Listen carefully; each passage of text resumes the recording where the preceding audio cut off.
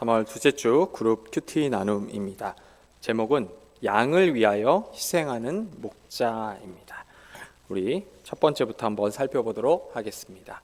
1번, 예수님이 자신을 비유로 소개합니다 라고 되어 있는데요, 첫 번째 질문입니다.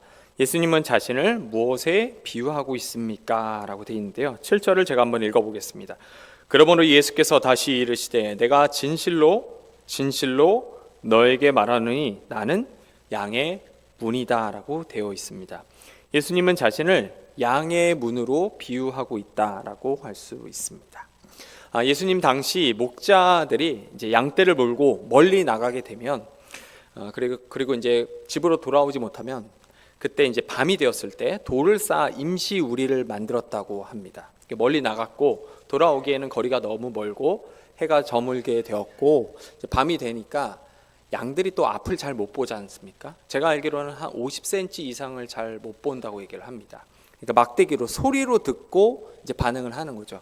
우리도 말씀을 가르칠 때 성찬을 제외한 모든 것들은 귀로 듣는 말씀에 집중하게 돼 있거든요. 그래서 우리를 가르쳐 양이라고도 얘기를 하고요. 그래서 멀리 나가고 하면 이제 막대기로 이제 안전하게 인도를 하는데, 이제 멀리 나갔을 때 방법이 없으니까 이제 목자들은 돌을 쌓아서 임시 우리를 만들었다고 합니다. 자, 이제 상상을 좀 해보시는 겁니다. 돌을 가져다가 우리를 쭉 만들었습니다. 동그랗게 만들었다고 해도 되고요, 에스키모 사는 집처럼. 근데 한 가지가 없겠죠, 여러분. 우리를 만들면 뭐가 없죠? 이거 맞추셔야 됩니다. 우리 초등부 아이들 맞췄습니다. 이렇게 돌을 쌓고 이렇게 어려우신가요? 이렇게 만들었습니다. 한 가지가 없습니다. 뭐가 없냐면 문이 없어요. 문. 네, 잘하시네요. 그 문이 없기 때문에 양들은 그 문이 되는 그 공간, 출입할 수 있는 그 공간에 양을 치는 이제 목자들이 앉아 있는 거죠. 그러면 양이 바깥으로 나가려고 해도 이 목자를 통과해야 되고, 그 우리 안에 들어가려고 해도 목자를 통과해야만 합니다. 그래서 오늘 본문에 나는 양의 문이다라고 설명을 한 것이라고 할 수 있습니다. 우리 두 번째 질문 한번 보겠습니다. 양의 문을 통하여 우리에게 들어가는 양은 무엇을 받습니까? 라고 되어 있는데요, 9절을 보면 내가 문이니 누구든지 나로 말미암아 들어가면 구원을 받고 또는 들어가며 나오며 꼴을 얻으리라 라고 되어 있습니다. 양의 문을 통하여 우리에 들어가는 양은 첫 번째 구원을 받고요, 두 번째 꼴을 받는다고 되어 있습니다. 이걸 조금 풀이해서 설명을 한다면, 구원은 죽어서 우리가 천국에만 가는 것을 의미하지 않습니다. 그렇죠? 어렸을 때는 구원이 죽어서 천국에 가는 걸로만 이해를 했는데, 어느 순간 이제 성경에 대한 풍성한 해석이 들어오면서 구원은 단순히 죽어서 새로운 세상, 천국에 가는 것이 아니라 이 땅을 살아갈 때도 새 힘을 주는 것과 연결되어 있다라고 얘기를 합니다. 보통 많이 드는 비유 중 하나가 주유소입니다. 우리가 예배에 오잖아요. 구원받은 자로서 예배에 오면 여기서 세상을 살아가면서 이렇게 텅 비었던 에너지 혹은 기름통을 이렇게 말씀을 통해서 다시 채워 넣는다고 생각을 하시면 돼요. 이렇게 하나님을 처음 만나고 그리고 나서 그 힘으로 살아가다 보면 그게 계속 유지가 안 되죠. 그래서 오늘 우리 담임 목사님이 설교 중간에도 이야기하셨던 것처럼 말씀을 묵상하고 예배 드리려고 하는 이런 것들이 우리가 알게 모르게 하나님의 말씀에 힘입어 구원받은 그 이후의 삶으로서 더 크게 살아갈 수 있는 힘을 얻는다는 의미를 나타내는데, 바로 그걸 의미합니다. 양의 문을 통하여 들어가고 나오는 것은 단순히 구원만 받는 게 아니라 나왔을 때도 새 힘을 갖고 살아가는 모습, 그거를 이제 표현하기 위해서 이제 구원을 받게 되고 꼴을 얻게 된다라고 했다고 할 수 있습니다.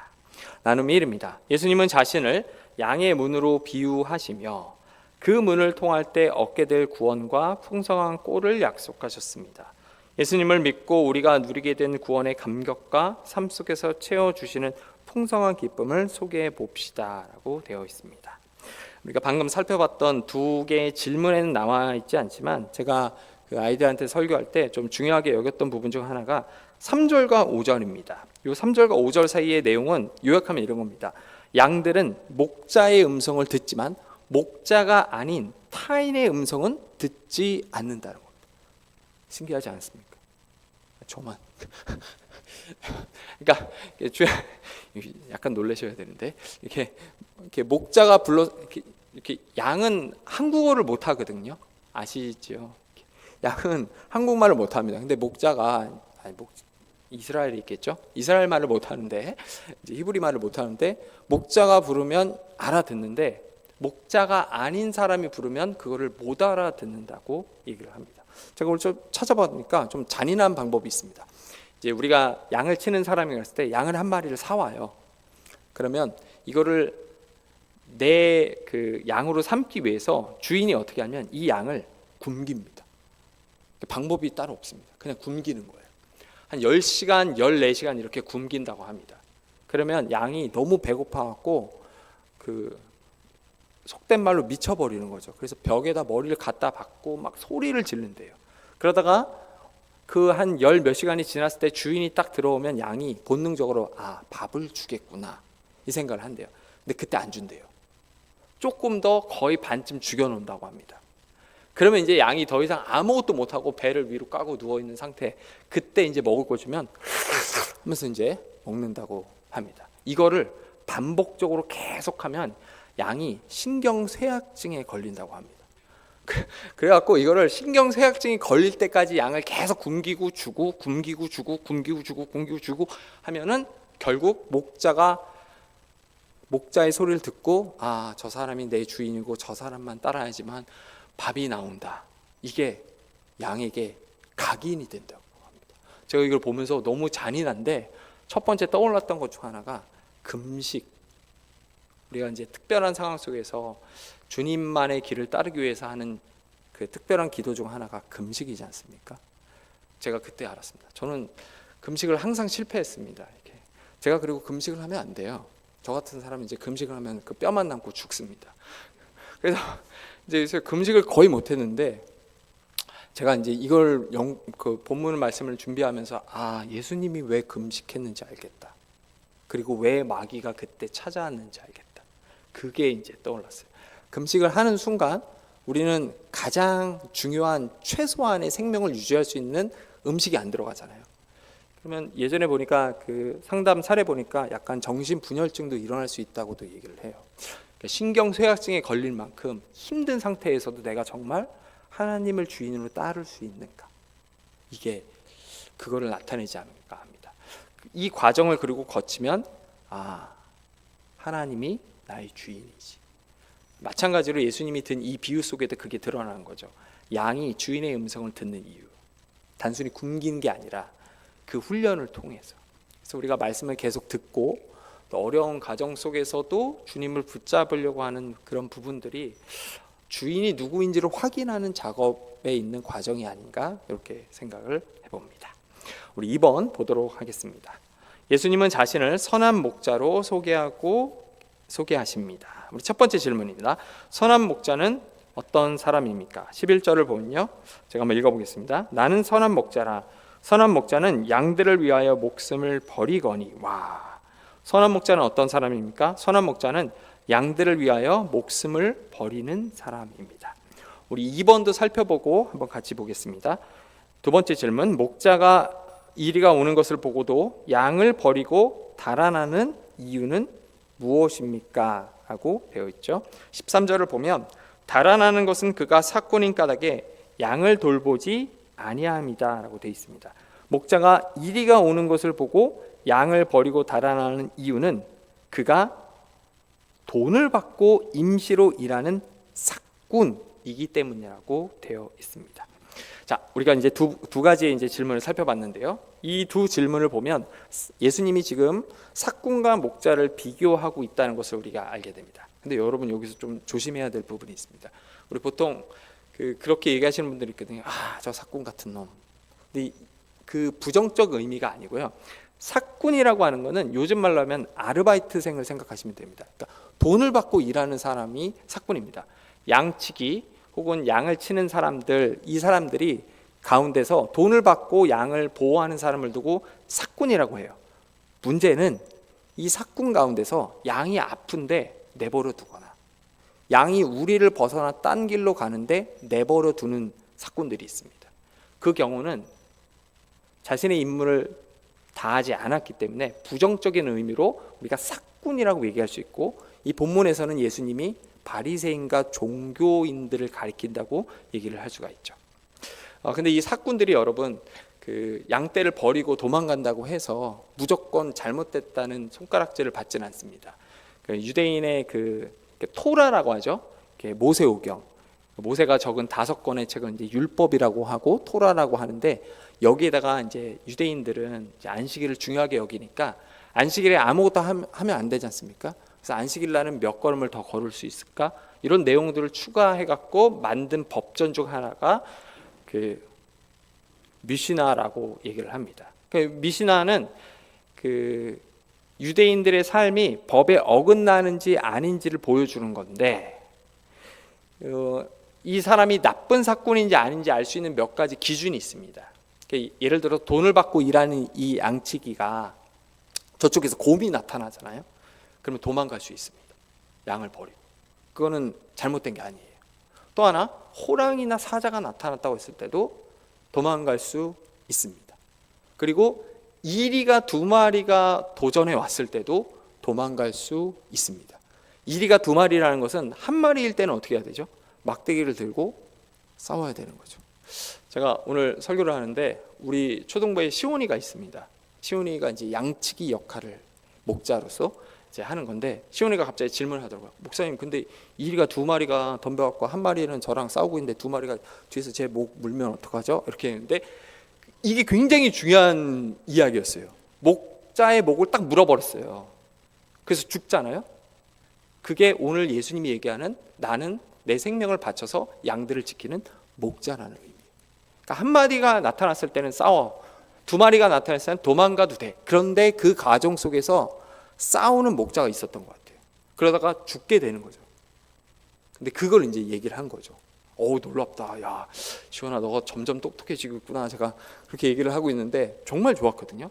싸우다가 죽게 되는 거, 그걸 목자라고 하죠. 그래서 예수님이 나는 너희를 위해서 친히 목숨을 내놓는 목자다, 이거를 비유로서 설명하고 있다고 할 수 있습니다. 자, 3번째 질문 보겠습니다. 선한 목자이신 예수님이 양을 위하여 목숨을 버리시는 이유는 무엇입니까? 라고 되어 있는데요, 우리 14절과 15절 한번 같이 읽어보겠습니다. 나는 선한 목자라.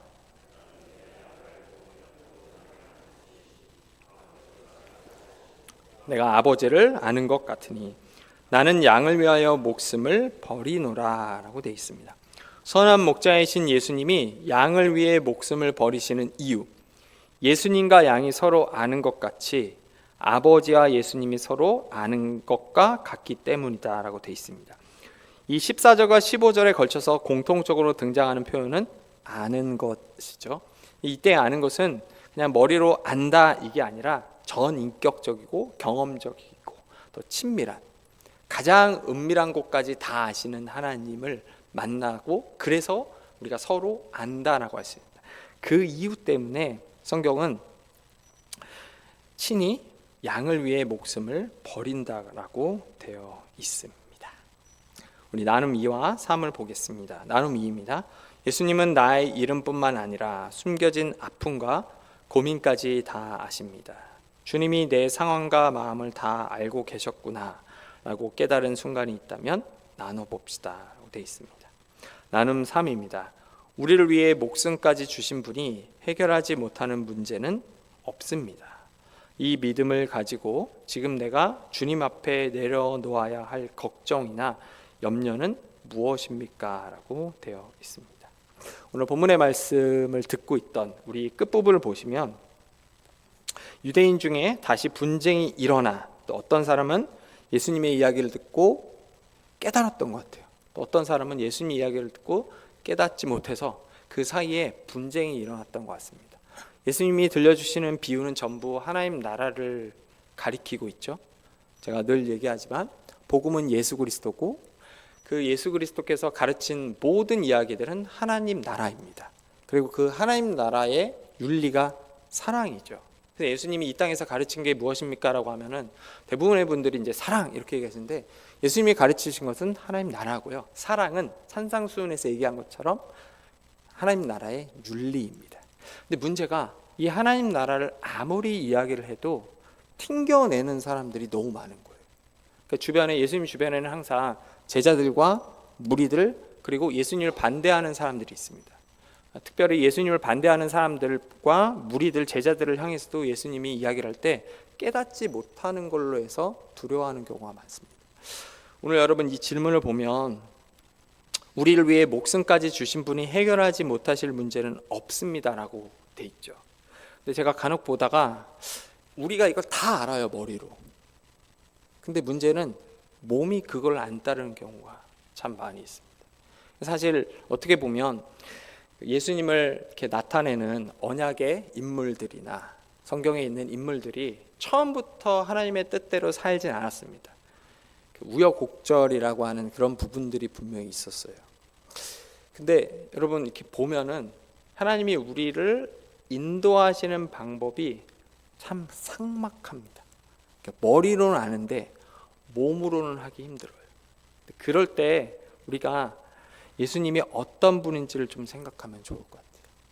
우리가 살아가다 보면 우리 삶에 감당할 수 없는 일들이 있고 왜 하나님이 자꾸 이런 일들을 펼치실까라는 질문들이 생길 때가 참 많이 있습니다. 기도를 해도 답이 없어요. 그러면 상황을 주님께 넘기지 않고 자기가 상황을 끌고 가려고 하는 경우가 참 많이 있습니다. 근데 그럴 경우에 여러분 멈춰야 되죠. 근데 이게 잘 안 돼요. 그래서 필요한 게 목자이고 목자를 향한 기도가 아닌가 생각합니다. 제가 말씀을 묵상하면서 가장 먼저 떠올랐던 것 중 하나가 시편 23편 여호와는 나의 목자시니 내게 부족함이 없음이로다 였습니다. 이 고백을 누가 했죠, 여러분? 다윗이 했죠. 근데 여러분 다윗의 삶에서 참 재미난 게 하나가 하나님이 다윗을 왕으로 세우려고 했을 때 하나님은 다윗에게 금은 보화를 준 적이 없습니다. 큰 군사를 준 적이 없고요. 아름다운 아내를 준 적이 없어요. 대신 뭘 줬죠? 골리앗을 보냈고요. 미치광이 사울 왕을 보냈어요. 이게 하나님의 방법이더라고요. 하나님이 나를 왕으로 세울 때 하시는 방법 중 하나가 돈, 명예, 권력이 아니라 골리앗, 미치광이 사울이었어요. 그 과정을 거치는 과정 속에서 그 과정을 다 거치고 나서 다윗이 하는 고백 중 하나가 여호와는 나의 목자이시니 내게 부족함이 없음이로다 였습니다. 오늘 본문의 말씀은 성부 하나님이 성자 예수님을 온전히 아시고 사랑하시듯 예수님 또한 우리를 그토록 깊이 알고 사랑하시기에 기꺼이 자신의 목숨을 내놓는 참된 목자를 이야기하고 있다고 할 수 있습니다. 여러분 다시 한 주가 시작되었습니다. 이 새롭게 시작한 이 한 주 동안 우리를 위해 자신의 목숨을 아낌없이 내놓은 그 예수님을 생각하며 또 때로는 예수님이라면 어떻게 하셨을까라고 생각하면서 이 한 주 동안 승리하기를 주님의 이름으로 소망합니다.